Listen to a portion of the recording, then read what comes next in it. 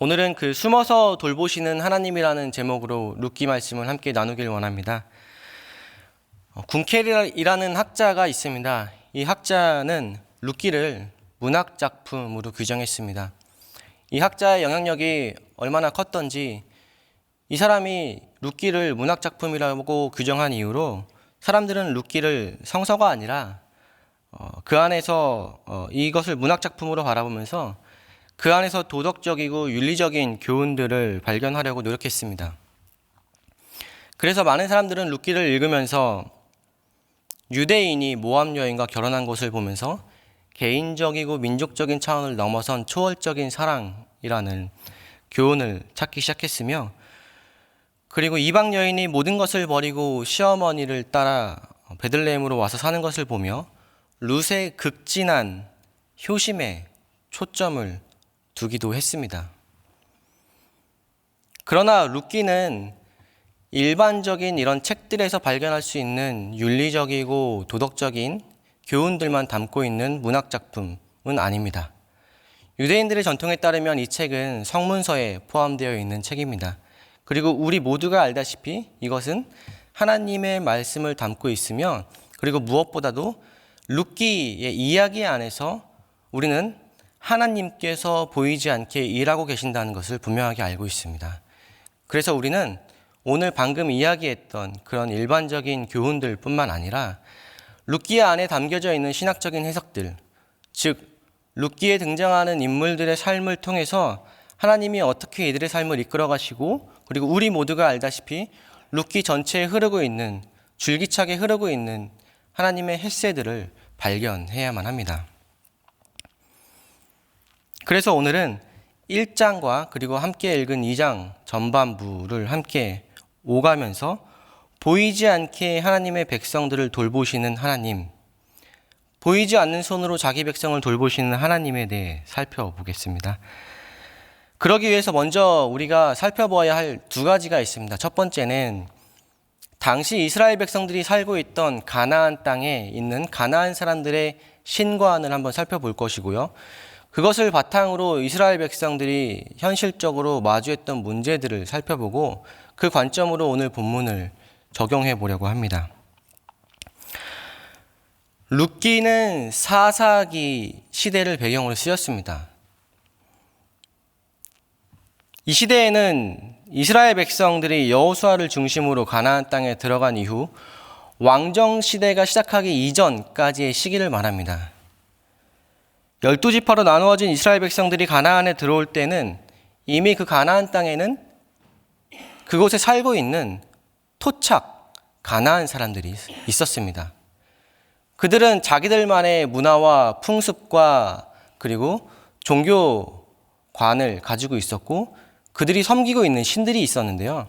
그 신들을 섬기는 제의적인 풍습과 어떤 의식들이 이미 그 땅과 사람들의 삶 속에 깊이 뿌리내리고 있었습니다. 가나안 사람들은 바알과 아낫을 주로 섬겼는데요. 이 바알과 아낫의 성적인 결합을 통해서 그 땅의 풍요와 번영이 약속된다고 믿었습니다. 그래서 그들은 신전의 창기와 제2참여자들 간에 이루어진 성적인 관계를 통해 그것을 보여줌으로써, 의식을 함으로써 자기들의 땅에 있는 풍요와 번영을 기원했습니다. 그리고 우리로서는, 지금으로서는 이것이 선뜻 이해가 되지 않는 모습이지만 당시 사람들에게는 이것이 너무 당연했고, 이것을 통해서만 자기들의 생존을 유지할 수 있는 양식을 얻을 수 있다고 확신했습니다. 이스라엘 백성들은 이러한 풍습이 뿌리 내리고 있는, 이미 자리 잡고 있고 성행하고 있는 가나안 땅에 들어가서 살게 됩니다. 여기서부터 문제가 생깁니다. 이스라엘 백성들이 가나안 사람들하고 자기 자신을 비교하기 시작한 겁니다. 여호와를 섬기는 이스라엘 백성들의 삶에는, 그 사는 곳에는 기근이 들어서 먹을 것이 없는데 바알과 아낫에게 제사를 드리는 사람들이 살고 있는 그 지역에는 먹을 것이 풍족한 겁니다. 여호와를 섬기는 우리 집에는 아픈 사람이 자꾸 생겨서 마음이 너무 어려운데, 바알과 아낫을 섬기는 저쪽 지방에 있는 사람들은 피부도 좋고 살도 토실토실하고 너무 건강해 보이는 겁니다. 이런 일들을 여러 번 겪다 보니 이스라엘 사람들 중에는 조금씩 현실과 타협하는 사람들이 생겨나기 시작합니다. 그러면서 이렇게 말을 합니다. 가만히 보니까 적어도 우리가 가나안 땅에서 농사를 지으려면 여호와뿐만 아니라 이 땅에서 풍요를 주관하는 바알에게도 좀 빌어야 하지 않을까? 여호와를 떠나자는 게 아니라 여호와도 섬기면서 이 땅에서 풍요를 주관한다는 저 바알에게도 같이 빌면은 더 많은 풍요와 더 많은 양식이 우리에게 주어지지 않을까라는 생각들을 하기 시작합니다. 그리고 이러한 사람들이 하나 둘씩 늘어나면서 이스라엘 사람들 중에는 여호와와 바알 숭배를 혼동하는 사람들까지 생겨나게 됩니다. 우리는 이것을 종교 혼합주의라고 이야기하죠. 구약 성경에서 하나님께서 선지자들을 통해서 줄기차게 질타하시는 부분입니다. 그런데 여러분, 이 문제는 종교 혼합주의, 여기에 나오는 이 문제는 여러 신들을 함께 섬겼다라고 이렇게 쉽게 설명될 문제는 아닌 것 같습니다. 이 문제의 근원에는 이런 질문이 담겨 있습니다. 나의 목숨을 부지해 줄 양식을 공급해 주는 신이 바알인가 아니면 여호와인가? 라는 질문이 담겨 있습니다. 생존과 직결되어 있는 질문이죠.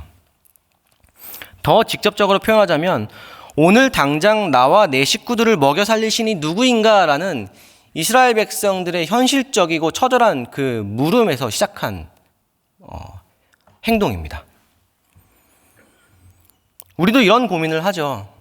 당장 오늘 우리가 하루를 시작하게 되면은 우리가 이제 살아가면서 이제 많은 사람들을 만나게 될 텐데 그 사람들과 우리는 서로 의식적으로든 무의식적으로든 비교하기 시작합니다.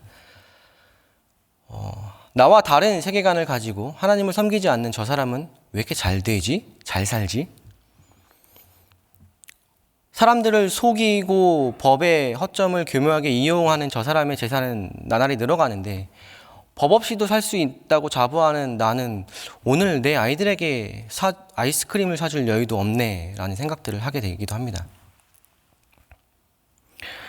룻기는 바로 이런 현실적인 부분에서 현실적인 지점에서 심각하게 처절하게 고민을 하고 있는 이스라엘 백성들에게 이렇게 이야기합니다. 아닙니다. 진짜 여러분의 생명과 생존을 책임지시고 양식을 주시는 분은 하나님이십니다. 라고 이야기하고 있는 겁니다. 다만 그분의 은혜가 당신이 원하는 타이밍에 당신이 원하는 모습으로 나타나지 않을 뿐 당신을 향한 하나님의 은혜는 언제나 모자르지 않았습니다. 라고 룻기는 1장부터 4장까지 이야기하고 있습니다. 이 메시지는 룻기 1장과 2장에서 주로 강하게 부각되고 있습니다. 그러기 위해서는 우리가 1장과 2장에 나타난 장소의 이동을 먼저 살펴볼 필요가 있는데요. 나오미 가족들은 양식을 구하기 위해서 베들레헴에서 모압 지방으로 떠났다라고 되어 있습니다. 여기서 모압 지방은 원어로 샤데라고 하는데 들이라는 뜻입니다. 모압의 들로 양식을 구하기 위해 떠났다라고 되어 있습니다. 그런데 1장 20절을 보면은 샤데와 비슷한 단어가 한 가지 더 나오는데요. 모압 지방에서 돌아온 나오미가 모압에서 삶이 어땠냐라는 사람들의 물음에 이렇게 말합니다.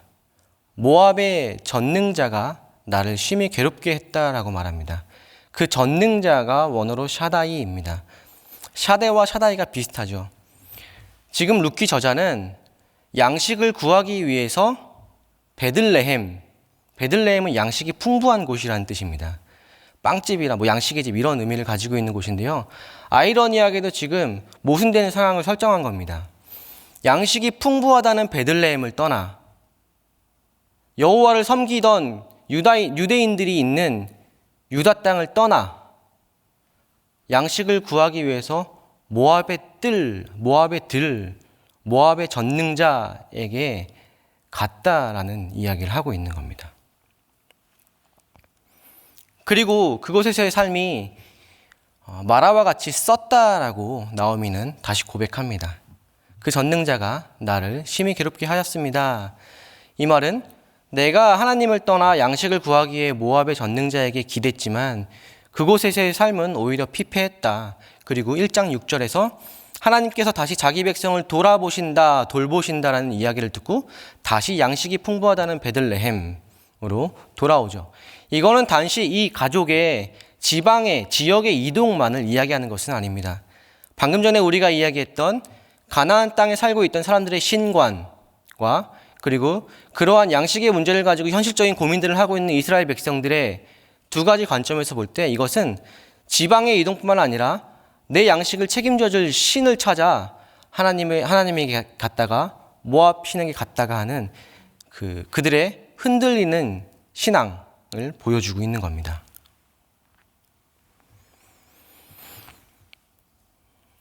결국 나오미의 가족은 다시 하나님이 계시고 하나님이 돌아보시는 베들레헴으로 돌아오게 됩니다. 룻기에는 혼자서는 살아갈 수 없는 여인들의 이야기를 담고 있습니다.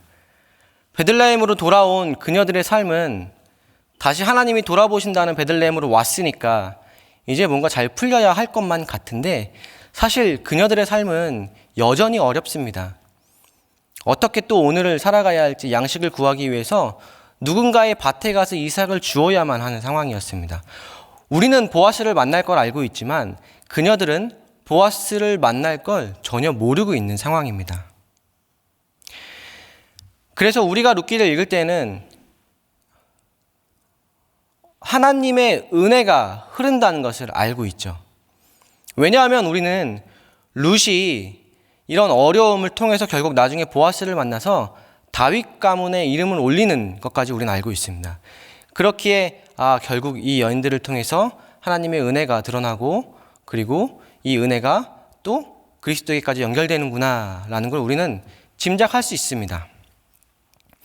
그래서 룻기에는 하나님의 헤세드가 강하게 흐르고 있고 그리고 은혜라는 단어가 그 어디보다 많이 나와야 할 것만 같습니다.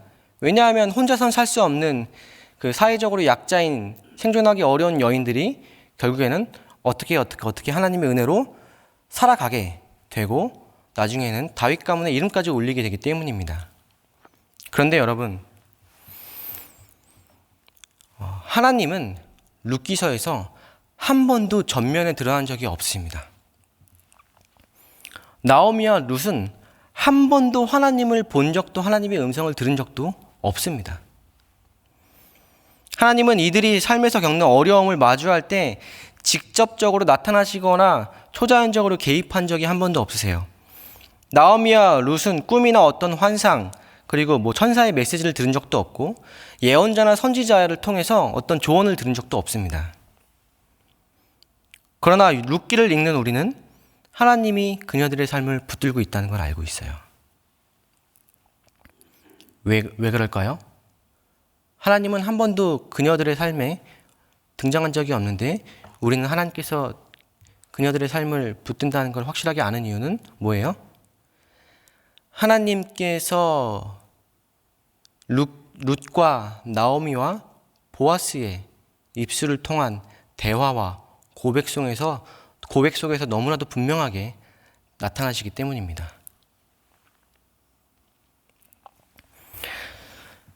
현실의 문제 앞에서 모두가 오랫동안 버티기는 너무 어렵습니다. 나도 모르는 사이에 현실과 타협하고 자기 합리화하는 모습을 우리는 발견하게 됩니다. 하나님 한 번만 이렇게 할게요. 한 번만. 이번 흉년만 모압으로 가서 그쪽 신을 통해 양식을 구해볼게요. 하나님 내가 당신을 떠나는 건 아니고요. 당신을 내가 여전히 섬기고 사랑하지만 이번만큼은 이렇게 한번 해볼게요. 그런 내적 갈등 속에서 모압으로 갔다 다시 베들레헴으로 왔다. 하지만 그 상황은 변하지 않았고 이런 상황 속에 지금 이들은 있습니다. 다시 유다 땅으로 돌아온 나오미와 룻은 여전히 생존을 위한 방법을 고민해야 했습니다. 하나님, 내가 다시 하나님이 당신의 백성들을 돌본다는 이야기를 듣고 당신이 사랑하는 사람들이 있는 이 베들레헴으로 왔습니다. 돌아오긴 했는데 저는 남편도 없고 아들도 없습니다. 이제 어떻게 해야 되죠? 이제 어떻게 살아야 하죠? 여기서 하나님이 이 가족에게 보아스를 만나게 하십니다. 여기서 룻기는 우리에게 너무도 분명하게 이야기하죠. 당신의 인생에서 하나님의 헤세드가 흐르지 않은 적은 한 번도 없습니다. 라고 말입니다. 룻이 이삭을 주우러 밭으로 나갈 때 그녀는 보아스를 기대하지 않았습니다. 그녀는 혹시나 내가 누구에게 은혜를 입으면 이라고 말을 하면서 밭으로 나갔고요. 그리고 우연히 보아스는 베들레헴의 성읍에서 그 밭으로 찾아갑니다. 그리고 마침 보아스는 그녀를 만나게 됩니다. 여기 어디 하나도 계획된 것은 아무것도 없습니다. 룻과 보아스의 입장에서는 하나도 미리 계획된 것은 없었지만 하나님 입장에서는 모든 것이 하나님의 강한 개입이었습니다. 섭리라고 우리는 이것을 말합니다. 때로 우리는 하나님의 섭리를 지금 당장 이해하려고 노력합니다. 그리고 이해되지 않아서 힘들어하죠. 그런데 그 하나님의 섭리에 대한 부분들이 만약에 우리의 머리로 이해가 된다면 그러면 하나님은 내가 예측 가능한 분이 되는 거 아닐까요? 처음부터 말이 안 되는 전제를 가지고 우리는 시작한 겁니다. 사랑하는 여러분, 우리는 하나님의 강한 섭리 가운데 살아가고 있습니다. 그리고 누군가에게는 보아스가 되기도 하고 누군가는 오늘 룻이 되어서 살아가기도 합니다. 오늘의 이야기를 그렇게 써내려고 할 텐데요. 소망하기는 우리가 룻과 보아스로 오늘 하루를 채워나갈 때 우리에게 하나님의 초자연적인 기적이 안 보인다 할지라도 하루를 정리하는 오늘 밤 우리의 고백 속에는 오늘도 무사히 우리를 이끄시고 먹이시고 입히신 그 하나님의 살아계심을 고백하며 그 하나님께 감사하는 입술의 고백이 우리의 삶을 통해서 여기에 함께 말씀을 나눈 우리의 입술을 통해서 고백되어지기를, 충만하게 나타나기를 간절히 소망합니다. 우리의 삶 속에 보이지 않지만 언제나 모자르지 않게, 그리고 오늘 하루도 넘치도록 충만하게 흐를 그 여러분들을 향한 그 하나님의 헤세드와 하나님의 사랑을 기억하면서 오늘 하루를 시작하시길 간절히 축복합니다. 우리 함께 기도하겠습니다. 들은 말씀을 가지고 그리고 우리의 현실적인 문제들이 있을 텐데요. 그 문제들을 우리 하나님께 내어드리면서 내가 비록 인식하지 못한다 할지라도 언제나 그 문제를 함께 해결하시고 그리고 내 인생에서 한 번도 우리를 떠나지 않으신 그 하나님을 기억하면서 하나님께 모든 걸 올려드리면서 은혜를 구하며 함께 기도하겠습니다. 같이 기도하겠습니다. 참 좋으신 아버지 하나님, 하나님이 사랑하시는, 하나님이 너무나도 사랑하시는 우리가 이 자리에 나와 있습니다.